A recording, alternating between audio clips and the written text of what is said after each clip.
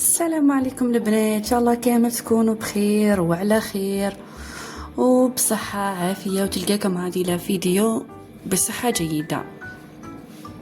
اليوم البنات جبت لكم موديلات قطيفة جدد، والله هي البنات جدد عم خرجوا غير كيف هذو الموديلات. لكن قبل ما نبداو الفيديو نتمنى منكم تشتركوا في القناة وتفعلوا الجرس وخليوا لي تعليقاتكم مش من موديلات نزيد نجيب لكم يعني كيما هكا قطيفه. ومتابعه على الحساب، اكيد متابعه للقناه وضغط زر اللايك، وخليوا لي تعليقاتكم الجميله ونروحوا نبداو مع بعضنا الفيديو. لو كان عندي لكم من هكا راني نشوف الميكرو ونعت لكم في نفس الوقت، راح تشوفوها في الشاشه هذه اللي منا بصوره اوضح. نبداو على بركه الله. شوف بنات، هذا هو الموديل، او نبداو نعاودو ندارو جديد. صبروني. بسم الله. شوفوا البنات، هذا الموديل في اللون الاسود،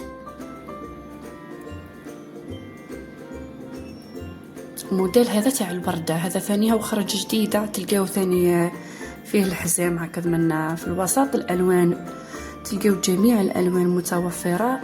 يعني هذه روبة تاع الراسي، هذه روبة جبة العصر الفيكتوري، ثاني راهي دايره حاله وضجه. هذاك الموديل راه داير حاله. شوفوا التفاصيل، شوفوا منا الخيوط اللي دايرينهم، شوفوا منا ثاني في الذرعين، يعني والله تبله.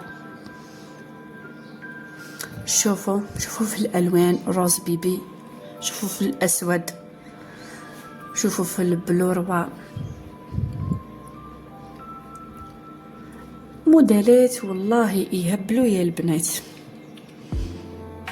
شوفوا في اللون الاخضر الملكي،